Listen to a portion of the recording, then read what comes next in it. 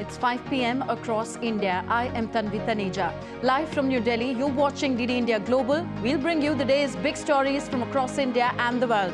With me today from London is my colleague, Julia Chapman. Good afternoon, Julia.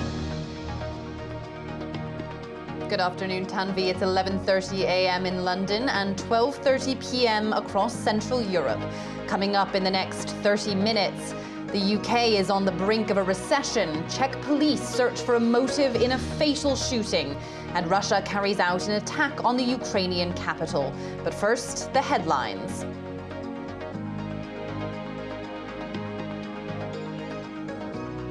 The UN Security Council aid vote. Security tightened in Jerusalem's Al-Aqsa Mosque ahead of Friday's prayers. French President Emmanuel Macron to be the chief guest for India's Republic Day celebrations in January 2024. Kremlin issues stern warning that it will not let a country live in peace if it tries to seize Russian assets. Adds would respond in kind to any Western seizure of its assets. And Angola leaves Organization of the Petroleum Exporting Countries OPEC in blow to the oil producer group. Angola's oil minister says country gains nothing from OPEC membership.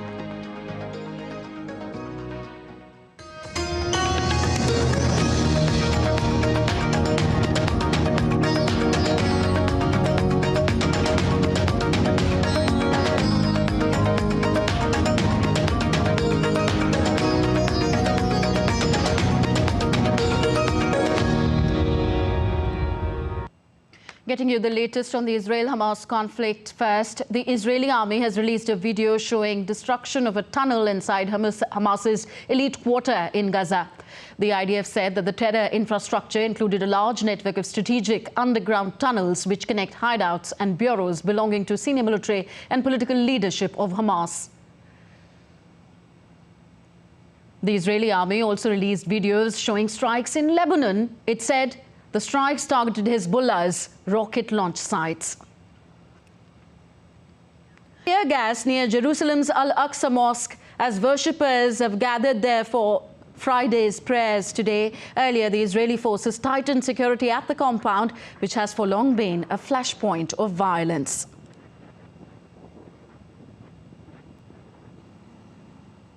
Earlier, Israeli Prime Minister Benjamin Netanyahu had said that Israel's military operation in Gaza will not stop until it achieves its goals. Netanyahu said Israeli forces would fight until Hamas was destroyed and all remaining hostages were released. We are fighting until victory. We'll not stop the war until we achieve all its goals, destroying Hamas and releasing all our hostages. What I suggest for Hamas is very simple: surrender or die. They will not have any other choice. And after we destroy Hamas, I will do everything in my power to ensure that Gaza does not pose a threat to Israel. Meanwhile, UN Security Council diplomats further delayed until Friday a vote on a resolution to increase humanitarian aid into Gaza. The UN vote was delayed despite the United States saying that it can now support an amended proposal that would demand that Israel and Hamas allow the use of all available routes for humanitarian deliveries. And DD India's Trent Murray joins us live from Tel Aviv now. Trent, how hopeful can we be for any breakthrough in talks in the UNSC vote for Israel and Hamas to agree to a new truce? Well, Tanvi, initially it would be healthy to have some scepticism because we know that this vote was meant to be held on Monday and we've had delay after delay after delay. But what makes things different today is that for the first time, the US has publicly signalled that they are now comfortable with the text of that resolution. We understand diplomats have been working throughout the week effectively to water down some of the language that was originally there. We are being told that the urgent suspension of hostilities, that phrase has now been removed and instead replaced with urgent steps to immediately allow safe and humanitarian access of aid into Gaza. One of the main sticking points has been the fact that the text called for the UN to take over exclusively the inspection of aid going into into Gaza. Right now, the Israelis are doing that, and they say they're doing it for security reasons. They want to make sure weapons aren't smuggled into the Gaza Strip in aid, and we know that they've been very hesitant to let that oversight right be given away. So what we are being told is that a middle ground has been found here whereby the UN will have a role in inspecting some of the aid, but the Israelis won't give up it completely. But of course it comes as the humanitarian situation on the ground does continue to deteriorate. The UN says people there are in desperate need of food, water and medicine. They say no hospitals are operating in the north of the Gaza Strip right now, and the entire strip remains at risk of famine unless urgent aid is not brought in. And Trent, how does the world see continued attacks by the Houthis on ships in the Red Sea and the US's 10-nation force to counter it? Well, some of the world's most powerful navies are right now moving assets into position within the Red Sea, desperately trying to secure those vital shipping lanes. We know that around 12% of global trade traverses those waters every single year. It is the main highway on the sea connecting Europe to India and Asia, and for that reason the US, the UK, France and others are moving ships into position to try and deter those Houthi rebels. But the Houthis in Yemen are saying that they are going to continue their attacks unless in solidarity with the people of Gaza. But it will become more difficult for them as I say, naval strike groups and the like are placed into position to try and create a safe corridor that will allow cargo ships, oil, gas and others to be able to once again transit those crucially important waters. All right. Thank you very much, Trent. Trent Murray joining us from Tel Aviv. So to tell you more about this US-led coalition with over 20 participating countries, this initiative is safeguarding commercial traffic in the Red Sea from attacks by Yemen's Houthi movement. The initiative, named Operation Prosperity Guardian, began 2 days ago. It's aimed to conduct joint patrols near Yemen. However, most nations involved have chosen not to publicly disclose their participation due to political sensitivities. Vessels are avoiding the Suez Canal due to the risk of attacks, and the Panama Canal faces restrictions amid drought, though its traffic hasn't notably increased. Meanwhile, attacks by Yemen's Houthi group are forcing vessels to divert or switch their transponders off. Aiming at augmenting these anti-piracy efforts in the Gulf of Aden region, the Indian Navy deployed indigenous guided missile destroyer in the region as well. In a swift response to December 14th incident, the Indian Navy's maritime patrol aircraft was deployed to incident on board a Malta-flagged vessel, MV Ruin, and established communication with all the 18 crew members. Concurrently, INS Koche on anti-piracy patrol was also diverted immediately to render assistance. Now, Angola has quit the Organization of Petroleum Exporting Countries, OPEC, saying that the oil cartel does not serve its interests. With Angola's departure, OPEC's share in the world oil market will come down to 27% from 34% in 2020. The African nations have been unable to meet, this African nation has been unable to meet its output quota because of declining investment. OPEC Plus lowered Angola's oil output target at a meeting last month. However, the country did not agree with this and sent a note of protest to OPEC.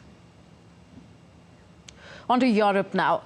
Britain's economy might be in a recession. Finance Minister Jeremy Hunt took the rare step of suggesting that the Bank of England might cut interest rates to boost growth. My colleague Julia Chapman is in London. She gives us more on this and other stories making headlines around the world. Julia, not very heartening news coming ahead of Christmas? No, indeed, Tanvi, a difficult year economically in the UK, with revised data showing GDP fell between July and September.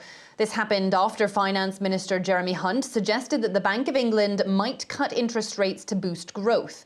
According to the Office for National Statistics, GDP contracted by 0.1% in the third quarter. Some estimates suggest that the UK has the weakest post-pandemic economic recovery in the G7 after Germany. But in better pre-Christmas news, traffic on the cross-channel Eurotunnel will gradually resume following an agreement with unions. Eurotunnel has confirmed that a last-minute strike by French workers, which halted trains on Thursday, is now over. The Eurostar has resumed a normal timetable out of London, Paris and Brussels on Friday. The service says it will put on 2 extra trains each day until Christmas to help passengers who could not travel on Thursday when trains were cancelled. The protest over bonus pay caused massive disruptions on the busy London to Paris route during the day-long strike. Japan has approved a record defense budget in an effort to counter China and North Korea.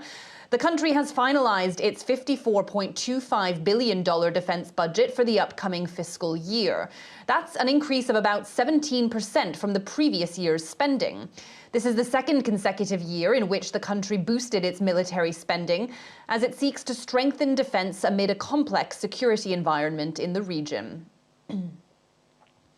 Taiwan and Canada have signed a bilateral investment deal boosting the Taiwanese government's efforts to bolster business ties. The deal also includes a possible easing of Taiwan's entry into a major Pan-Pacific trade pact. The investment agreement incorporates deals on environmental protections and governance goals. The Foreign Investment Promotion and Protection Arrangement is part of Canada's plan to increase its trade and influence in the Indo-Pacific region. Now, in the latest update from the Russia-Ukraine conflict, Ukraine on Friday said that it shot down 24 out of 28 attack drones launched by Russia overnight. At least 2 injuries were reported in the capital, Kyiv. Meanwhile, Russia's defense ministry said its forces countered many Ukrainian offensives in various regions, including Donetsk. Russian air defense forces also intercepted rockets and drones from the Ukrainian side. DD India's Megumi Lim reports from Kyiv. Loud explosions were heard overnight in the capital as air defense systems worked to intercept drones launched by Russia. Ukraine's Air Force said its air defenses shot down 24 out of 28 attack drones across the country. But one drone hit a high-rise apartment block in Kyiv's Solomyansky district, causing a fire on the upper floors. 2 people were injured from the attack and 1 is being treated in hospital. The building is located a few hundred meters from a maternity hospital. Officials said drone fragments also fell on a house under construction in the Donetsky district, setting it on fire. Drone debris also fell on an apartment building south of the city center. This was the 6th such attack on Kyiv this month. Megumi Lim in Kyiv reporting for DD India. Meanwhile, Ukrainian President Volodymyr Zelensky said on Thursday that Ukraine was receiving signals that Russia's military planning and activity were slowing. Today there was a separate report from the HUR Military Intelligence Directorate. The enemy's plans, the work of the Russian defense. There are signals indicating a slowdown. We will continue to support their slowdown. The Kremlin has sent out a stern warning that it will not let a country live in peace if it tries to seize Russian assets. The statement comes following suggestions among Western political leaders about handing over frozen Russian assets worth $300 billion to Ukraine. Kremlin spokesman Dmitry Peskov said any such seizure would deal a serious blow to the international financial system, and Russia would defend its rights in the courts. Moscow has said it is expanding partnerships in the military and technical sphere. The chief of the Russian General Staff also said the hegemony of the United States and its allies is going to become a thing of the past, but that Washington wants to keep the Western-centric world order at any price. DD India's Dasha Chernyshova reports from Moscow. Despite Western attempts to isolate Moscow on the international arena, Russian Ministry of Defense says it continues to beef up cooperation with foreign partners. The chief of Russian General Staff, Valery Gerasimov, said at a meeting with foreign military attachés on Thursday that Moscow has established, quote, comprehensive interaction with North Korea and is continuing its course of strategic partnership with India and China. He said one of the priorities is to cooperate with overseas armies. Gerasimov Gerasimov accused the West of seeking to create new conflicts in the world, especially in the Balkans, Transnistria, Central Asia and Afghanistan, but also in Asia-Pacific, where he says NATO-like military blocs deteriorate the security situation. He said NATO's activities in Eastern Europe and the accelerated integration of Sweden and Finland into the US defense alliances were negatively affecting the situation in Europe, with prospects for increased confrontation. Speaking of the conflict in Ukraine, Gerasimov said that a hybrid war has been waged by the US and its allies against Russia. He said Kyiv has failed the much-hyped counter-offensive despite the Western support, and noted that the Russian forces are engaged in active defense and constantly expand the zones of control in all directions. Dasha Chernysova reporting in Moscow for DD India.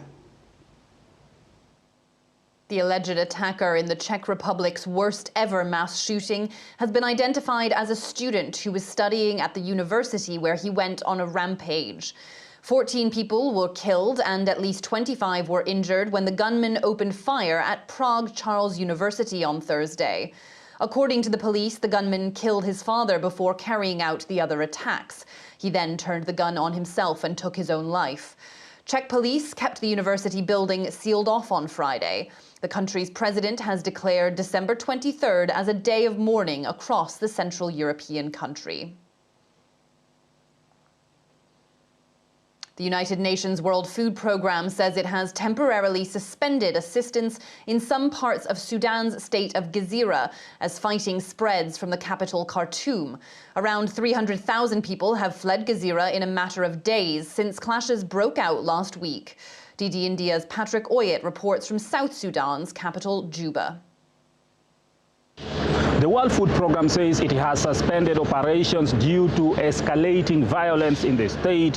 Fighting between Sudan's armed forces and the paramilitary rapid support forces is spreading from Sudan's capital Khartoum to the south and east of the country.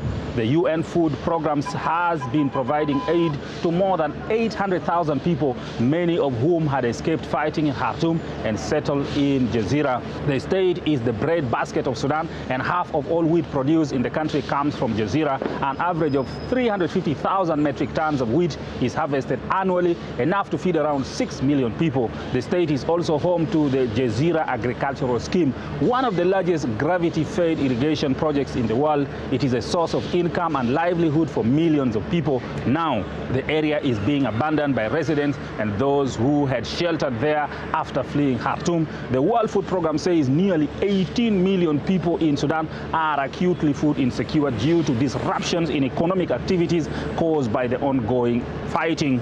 In Juba, Patrick Oyet reporting for DD India. That's it from me here in London. Back to you in the studio. Thank you, Julia. Julia Chapman joining us from London. You're watching DD India Global. Still to come on the show. In a dramatic turn of affairs, Pakistan's top court grants bail to Imran Khan in the alleged state secrets leak case. Thank you so much. Pakistan Election Commission allows extra time to both Imran Khan and Nawaz Sharif to file nominations for the elections next year. And in India's continuing commitment to tiger conservation, an exclusive haven for black tigers confirmed in Odisha's Simlipal Tiger Reserve.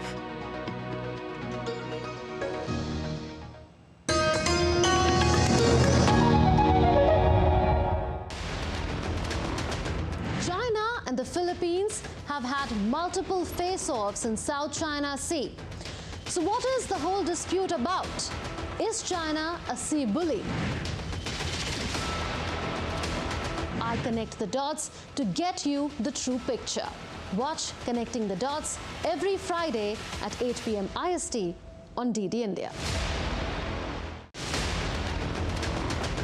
China and the Philippines have had multiple face-offs in South China Sea. So what is the whole dispute about? Is China a sea bully? I connect the dots to get you the true picture. Watch Connecting the Dots every Friday at 8 p.m. IST on DD India.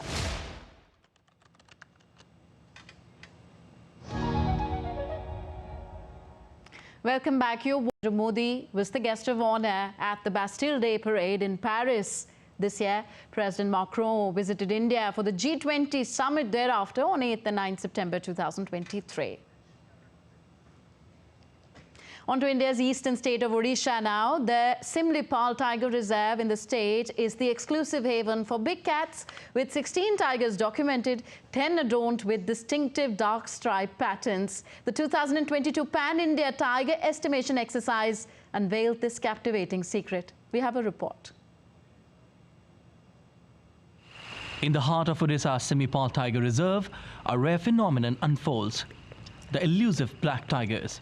Revealed in the latest report to Parliament, only 10 of these majestic melanistic tigers exist in the entire nation. Minister Ashwani Kumar Chaubey states that Simlipal is the exclusive haven with 16 tigers documented, 10 adorned with a dark strip. The 2022 Pan-India Tiger Estimation Exercise unveils this captivating secret: melanism. While the National Tiger Conservation Authority issues a strategic directive for the rehabilitation of these mesmerizing beings.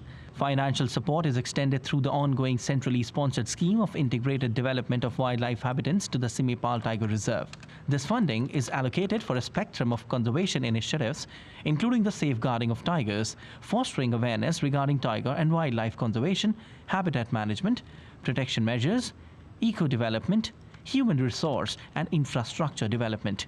These resources play a crucial role in sustaining the delicate balance of Simlipal's ecosystem, encompassing voluntary village relocation and a holistic approach to wildlife preservation. Tapas Bhattacharya's report for DT India. On to India's west now. The beach city Goa will host the second edition of one of the most prestigious energy events, the India Energy Week 2024, from 6th to 9th of February. Briefing media, Director General of the Press Information Bureau, Rajiv Jain, said that the event will be an important milestone in achieving the goal of Viksit Bharat, that is India becoming a developed nation by 2047. We have global companies, oil companies, who will be participating in the IW 2024. And as I mentioned earlier, this conference is basically about conversations and dialogues between oil companies and globally, and from those in India, to have conversations and bridging the B2B meetings to ensure greater cooperation and collaboration. Ultimately, India as a global powerhouse, we are all growing, and for our aim towards a Viksit Bharat by 2047, this is an important milestone. We are all very excited about it. Next news from neighbouring Pakistan. The country's top court has granted bail to former Prime Minister Imran Khan and his close aide Shah Mahmood Qureshi in a case related to an alleged leak of state secrets. This comes ahead of the country's general elections that are scheduled for next year. Khan had pleaded not guilty to the charges. Meanwhile, it is not clear yet if Khan would walk out of jail, as he has multiple arrest warrants issued against him in several other cases. Khan has been in jail since August after his conviction on corruption charges in a separate case. Meanwhile, Pakistan's Election Commission on Friday extended the deadline for filing nomination papers for national election by 2 days till Sunday. The country's Election Commission said that the decision was taken in response to requests from political parties and to facilitate the candidature process, adding that the rest of the schedule leading to polls on February 8th next year would remain unchanged. Former Prime Ministers Imran Khan and Nawaz Sharif have said that they would submit their nomination despite a ban on their participation due to court convictions. Both are awaiting relief from higher courts that would allow them to participate. And now we take a look at other stories making news around the world. Residents in Grindavík town of Iceland are celebrating Christmas away from home after a volcanic eruption triggered evacuation of 4,000 residents. Authorities say lava flows have continued to diminish and no volcanic activity is visible at present. Swedish pop group ABBA's digital concert residency ABBA Voyage garnered a whopping $225 million in terms of net economic benefit to London in its first year. The show featured digital versions of the band members from the 1970s.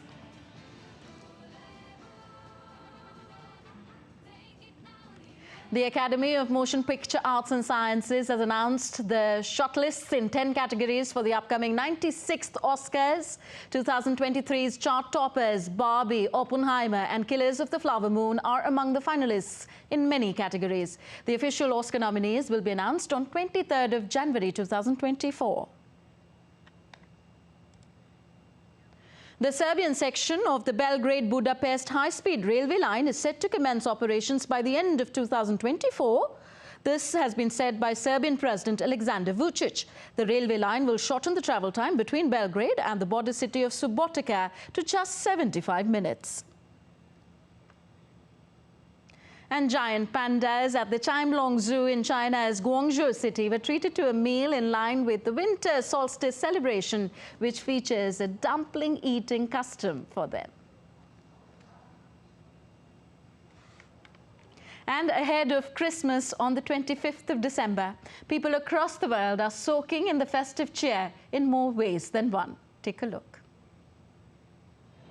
In Spain, the annual El Gordo Christmas lottery draw kicked off on Friday at Madrid's Royal Theatre, where school children called out the winning numbers that will spread €2.95 billion across the country.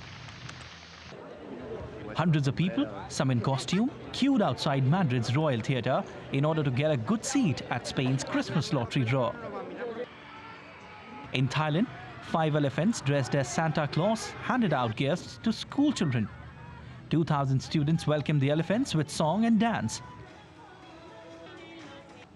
Meanwhile, parts of South Africa's Johannesburg was decked with bright lights, where residents hosted street parties reveling in carols and nighttime picnics.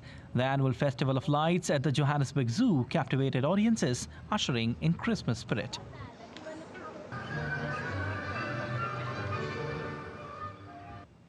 With those Christmas festivities, we wind up this edition of DD India Global. Do join us for another edition of the show at 7:30 p.m. Indian Standard Time.